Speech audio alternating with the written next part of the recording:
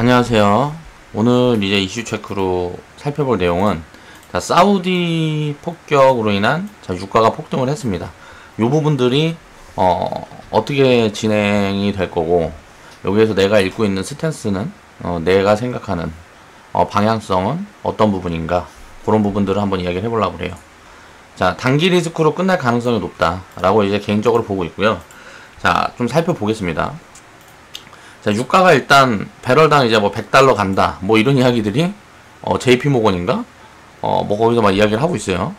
사우디 폭격에 막 유가 급등 우려, 배럴당 $100 갈 수도 있다, 뭐 유가 폭등, 막 뭐 브렌트유 장중 19% 상승, 이런 뉴스들이 막 많이 나오죠. 근데 사실 공급 부분에서 살펴보면 지금 이제 유가가 굉장히 많이 하락하고 뭐하고 하면서 이제 전 세계적으로 이제 감산을 하고 있는 구간들이고, 요런 부분들이 좀 이제 회복되고 뭐하고 하면, 자, 공급량에 차질을 빚는 일들은 거의 없을 거라고 보면 될 것 같아요. 자, 일단 사우디를 보면 사우디에서 전 세계 원유 예를 들어서 뭐 생산량의 공급량의 한 5% 정도를 이제 공급을 하고 있는데, 요 중에 한 절반 정도가 이제 타격을 입은 거라고 볼 수 있고, 이 양으로 보면 뭐 500만 배럴인가? 뭐 이렇게 생산 차질이 입혀질 수 있다 그래요. 그러니까 총, 자, 1억 배럴에서 이제 500만 배럴에 이제 차질이 있는 건데, 지금 비축유를 보면, 그러니까 뭔가 이런 리스크가 있을 때 활용을 하기 위해서 이 비축유를 이제 다 예를 들어서 대비를 해놓는데, 이게 미국에서만 지금 한 7억 배럴이 있다 그래요. 요런 걸 이제 뭐 풀 거다 라는 이야기들이 미국 언론들에서 이제 나오고 있죠. 그러니까 공급량에는 사실 뭐 별로 그렇게 크게 지금 상황에서는 문제가 될 게 없을 거라고 볼 수 있는데, 여기에서 중요한 부분은 이제 이란에 대한 부분이에요. 이란이 지금 무슨 뭐 핵합의 뭐 요런 부분들 때문에 글로벌 제재를 받고 있는데, 미국이 이제 이란 때리기가 또 들어갔단 말이에요. 이게 뭐 이제 예멘 반군이 드론으로 이제 피격을 했다 뭐 이런 이야기인데, 예멘에다가 돈을 대주는 게 이란이다, 기술과 돈을 대주는 게 이란이다, 이런 이야기들이 있으면서 이란의 책임론, 요걸 가지고 미국이 압박을 하기 시작했어요. 그런 흐름들을 보면 이건 이제 지정학적 리스크로 진행이 되면서 심리적으로 굉장히 불안하게 만들 수 있는 요인들이 있다. 그러니까 가격이 이제 유가는 대표적으로 전 세계에서 가장 투기적인 자본 중에 하나입니다. 그러니까 이게 막 이제 변동성이 심해지고 하면 굉장히 피곤한 구간들이 올 수 있겠죠. 그런 부분들로 볼 수 있고, 단기적으로 만약에 끝난다 그러면 그냥 해프닝 정도로 끝나는 거고, 이게 뭐 조금 심화돼서 지정학적 리스크로 번진다 그러면 조금 더 시간이 길어질 수 있고, 지금 글로벌 증시도 보면 살짝 요런 부분들로 인해서 지금 이제 무역 협상이라든가 이런 부분에는 오히려 이제 호재 요인으로 볼 수 있을 것 같아요. 그런 부분들을 이제 생각을 하면 될 것 같고, 그럼 이제 우리가 투자의 관점에서 한번 생각을 해보면, 흥구석유 같은 경우는 이제 어저께 점상한가 들어가고 오늘 이제 뭐 상한가 바뀌었어요. 그리고 한국석유 같은 경우도 여기서 이제 급등이 나왔는데, 얘네들이 이제 가장 먼저 반응을 했던 종목이에요. 근데 요런 거는 밸류로 보면, 그러니까 기업 가치로 보면 그냥 단순 테마라고 보면 됩니다. 그러니까 쉽게 말하면 흐름이 어떻게 진행이 되느냐에 따라서 이제 추세를 타고 이제 테마 흐름이 강하게 만들어질 수도 있고, 그런 흐름이 아니라 그러면 이제 지금부터 이제 조정이 들어올 수도 있는 거예요. 그러니까 요런 거는 불확실성이 심하고 실질적으로 모멘텀이 있는 부분들이 아니기 때문에 예측이 굉장히 어렵다. 그러니까 지금은 뭐 쳐다볼 구간들이 아니고, 미리 뭐 요런 구간에서 사놓은 사람들이 있다 그러면, 요런 구간에서 뭐 이제 사놓은 사람들이 있다 그러면 이제 거에 맞춰서 이제 대응을 하는 그런 구간대라고 보면 될 것 같고, 지금 제가 좀 돌려보니까 GS라는 종목이 있는데, GS라는 기업은 뭐 다들 아시겠죠? 굉장히 싸더라고요. 그러니까 오히려 이런 쪽은 장기적인 이제 관점으로 해서 만약에 포트에 편입을 해놓는다 그러면 장기적으로 이게 뭐 단기적으로 끝나든지 어쩌든지 간에 기회 요인이 될 수 있고, 요런 모멘텀이 붙고 하면 저평가 부분들이 해소가 될 수 있는, 자, 이런 가치, 그러니까 밸류 매력이 있는 종목들로 만약에 관심을 가져보려면 가져보는 게 좋을 것 같다. 그러니까 흥구석유하고 한국석유 같은 경우는 기업 가치를 기반을 해서 본다 그러면 이거는 장기 투자 매력이 없다는 게 개인적인 생각입니다.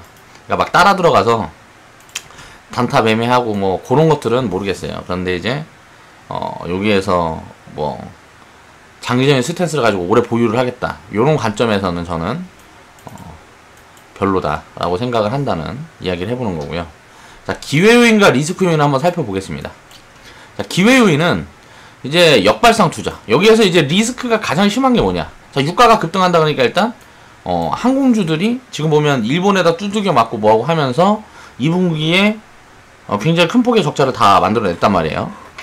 그러면 요런 부분들이 이제 뭐 다른 쪽으로 이제 노선을 확대하든 뭐하든 요런 부분들이 리스크화 되어 있는 구간에 또 요런 것까지 맞았어요. 두들겨 맞다 보니까 심리적으로 굉장히 안 좋을 수가 있으니까 요거는 굉장히 싸질 수가 있어요, 장기적인 관점에서. 그러면 오히려 투자 기회로 바라보면 장기적인 관점에서는 시간은 물론 좀 걸릴 수도 있지만 장기적인 관점에서는 바닥 언저리의 가능성이 높다라고 생각을 하면 될 것 같고요. 자, 글로벌 비축유가 풀리고 원유 가격이 안정세가 온다 그러면 조선하고 석유화학, 그러니까 석유화학 쪽도 굉장히 지금 저평가 종목들이 많아요. 저평가 기업들이 많아서 요쪽은 이제 눌림 구간을 공략할 수 있을 것 같아요. 이제 역사적으로 보면 미국에서 비축유를 풀었을 때가 이제 뭐 이라크 전쟁이라든가 뭐 시리아 내전 뭐 이런 것들이 있을 때 유가가 단기적으로 움직이면, 유가가 움직이면 이거 우리가 이제 자동차를 타고 다닌다 그러면 미국 같은 경우는 이제 거리라든가 뭐 이런 게 있다 보니까 어떻게 조절을 할 수가 없어요. 그래갖고 이게 뭐 30%가 올라가면 내가 예를 들어서 기름 넣고 뭐하고 하는데 10만원 쓰고 했는데 이게 13만원 쓰면 자, 소비력이 그만큼 떨어지는 거죠.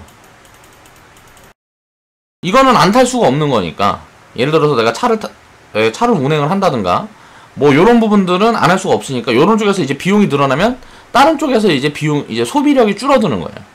그래서 요런 부분들에 대한 리스크 요인이 있을 수 있기 때문에 미국에서 지금 여기에 대한 맞춰서 이제 대응을 하는 그런 방안들을 지금 내놓고 있습니다. 그러면 어떻게 될까요? 유가가 이렇게 급등을 하다가 이제 내려오는 구간이 되면 어떻게 돼요? 유가가 이렇게 내려오는 구간이 되면 이제 실망 매물들이 나온단 말이에요. 그래서 이제 조선 3사라든가 한국에 이제 석유화학 기업들은 지금 많이 올라서 좀 사기가 부담스러운 자리인데 요런 부분으로 조정 흐름이 진행이 되고 뭐하고 하면 밸류를 살펴서 조선 섹터는 사실 밸류를 살피기가 굉장히 어렵습니다. 이거는 이제 뭐 수주로 가는 부분들이 있기 때문에 굉장히 어려운데 지금 뭐 수주 상황이 되게 좋아요. 그리고 LNG 가격도 내려가고 있고 해가지고 최근에 이제 들려온 소식들 보면은 굉장히 좋기 때문에 이제 요런 쪽에서 만약에 눌림이 좀 진행이 돼주고 하면 오히려 이제 공략을 해볼 수 있는 그런 포인트를 볼 수 있을 것 같아요. 그리고 이란발 지정학적 리스크가 불거지며 시장 조정이 온다 그러면 지금 시장이 전체적으로 8월 6일날 폭락이 있은 다음에 자, 이제 좀 올라온 구간인데 여기서 이제 조정이 들어올 만한 어떤 건덕지를 만들었기 때문에 시장 조정이 들어온다 그러면 주식 비중이 예를 들어서 뭐 80-90% 채워져 있다. 그러면 뭐 이제 더 사도 되겠죠. 그리고 내가 그런 부분들에 대한 예를 들어서 뭐 추가 자금을 투입하기도 굉장히 좋은 구간이다. 왜냐? 지금 시장은 굉장히 싸다는 거예요. 이런 관점으로 이제 기회 요인을 보면 될 것 같고, 리스크 요인은 뭐가 있냐? 단기적으로 이제 이란 제재 심화나 이제 추가 공격 등이 발생하게 되면 요건 이제 단기적인 리스크. 그러니까 이제 지정학적 리스크가 불거지게 되면 이제 사람들이 심리적인 요인으로 인해서 뭐 이제 증시도 좀 빠질 수 있고 요런 부분들이 진행이 될 수가 있다. 그렇게 되면 오히려 적극적으로 사야 될 때라고 생각을 하는 거고요. 유가가 급등하게 되면 소비력이 떨어지게 되고 이게 장기화가 되면 경기 침체 가능성이 또 불거질 거예요. 막 장단기 금리차 역전이니 막 요런 게 많은 상황에서 이제 소비력이 떨어지게 되면 당연히 기업들이 이익이 줄어들고 뭐고 하겠죠. 그래서 이렇게 되게 되면 이제 트럼프라든가 시진핑이라든가, 시진핑 같은 경우는 지금 중국 같은 경우는 미국은 뭐가 있냐면 자, 여기에 대한 이제 뭐 원유에 대한 리스크, 이걸 이제 소비, 그러니까 미국은 이제 내수 시장이 굉장히 큰 규모를 가지고 있는 시장이란 말이에요. 근데 이제 이 소비력이 둔화가 되면 이제 경기 침체 요인이라든가 이런 것들이 더 부각이 될 수가 있기 때문에 강하게 미중 무역 분쟁이라든가 이런 데서 목소리를 내기가 힘들다는 거예요. 왜? 비난 여론이 일게 되니까. 자, 중국도 마찬가지죠. 지금 보면은 돼지열병 뭐 이거 하면서 돼지열병 이야기가 있으면서 돼지 가격이 급등하고 뭐하고 있으니까 무역 분쟁이고 뭐고 지금 중국 같은 데 보면 최대 관심사는 요거란 말이에요. 그러니까 이런 부분들이 불안 요인을 자꾸 만들어내고 뭐하고 하다 보면 어때요? 아, 일단 지금은 좀 쉬자. 요런 스탠스들이 진행이 될 수가 있다는 거죠. 그럼 미중 무역 협상이 오히려 호재 요인이라고 생각을 하면 요런 부분들이 리스크가 커지면 커질수록 어때요? 자, 장기적으로는 더 호재 요인이라고 생각을 해도 된다는 거예요. 그러니까 저는 이제 개인적으로는 그렇게 생각을 하고 있습니다. 그런 관점으로 보면 될 것 같고, 요게 이제 불확실한 거를 시장은 싫어하기 때문에 어떻게 될지를 모르는 거예요. 자, 이란이랑 뭐 미국이랑 예를 들어서 여론전을 어떻게 할지, 그리고 추가적으로 뭐 예멘 방문해서 뭐 추가 도발을 할지, 또 사우디를 생각을 해보면 어때요? 사우디 같은 경우는 오히려 기존에 이제 막 미국 같은 데서 유가 올라가고 뭐하고 하니까 막 감산 압박이 엄청 들어오고 뭐하고 했는데 안 하고 싶을 거 아니에요. 자, 가격이 좋으면 중동 국가들은 유가가 올라가고 뭐하고 하면 오히려 좋은 거죠. 왜? 자국의 이익이 늘어나니까. 그러니까 이제 사우디라든가 뭐 러시아, 그리고 브라질, 이런 데들은 오히려 이런 거를 내심 속으로는 반길 수 있다 라고 생각을 하면 될 것 같아. 그래서 이런 이해관계가 충돌을 하면서 미국은 싫겠죠. 유가 올라가면 싫단 말이에요. 근데 사우디나 러시아, 브라질은 올라가면 나쁠 게 없다는 거죠. 그러니까 여기서 미적미적하고 미국이 만약에 사우디라든가 뭐 여기에다 압박을 시작을 하고 한다 그러면 당연히 유가는 제자리로 돌아올 가능성이, 그러니까 아니면 상승이 진행이 된다 그래도 경제성장이 진짜 일어나는 그런 구간들이 아니고 이런 리스크 요인으로 올라가는 유가는 결국은 단기 파동이 될 가능성이 높다 라고 생각을 해야 됩니다. 근데 이제 사우디라든가 중동 국가들이 요런 부분들을 오히려 이제 뭐 반기면서 대응을 미적미적하게 되고 하면 유가가 큰 폭으로 움직일 수 있는 그런 부분들도 지금은 이제 생각을 해둬야 된다 라고 보면 될 것 같아요. 이런 리스크 요인이라든가 이런 부분들은 항상 발생을 합니다.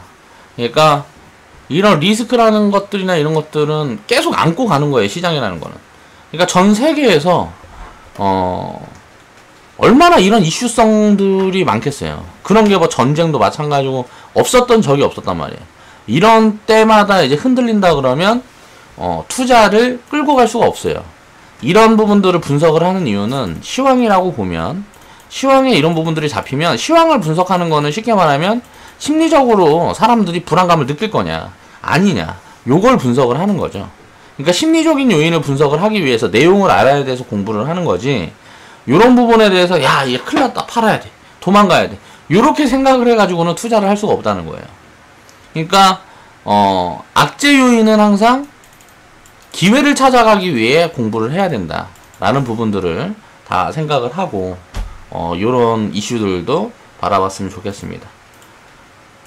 그러니까 흥구석유, 무슨 뭐 한국석유 막 이렇게 올라오는 종목들이 이게 만약에 밸류 매력이 있고 좀 되게 저평가 구간이고 뭐 그렇다 그러면 그러니까 주가는 더 갈 수 있는데 그렇다 그러면은 뭐 적극적으로 사면 좋은데, 저는 이제 조금 개인적으로 이거는 이제 테마성이 강하기 때문에 어떻게 될지 모른다는 거예요. 그래서 불확실성이 심하니까 쳐다보지 않는 게, 지금처럼 이렇게 올라와 있는 구간에 이제 쳐다보지 않는 게 좋다고 보고 있는 거고요. 그리고 그러니까 이런 것들을 살라 그러면 오히려 GS 같은 요런 종목들은 지금 밸류 매력이 되게 좋거든요. 장기적으로 이제 몇 년 두고 가면은 뭐 이제 뭐 더블도 나올 수 있는 더블 이상 나올 수 있는 그런 저평가 구간에 있기 때문에 오히려 이 관련주들을 본다 그러면 요런 종목들을 보는 것들이 더 낫지 않을까라고 개인적으로 생각을 합니다. 자, 오늘 이슈 체크 사우디 드론 피격 요 부분에 대해서 이야기를 해봤습니다. 마무리 할게요.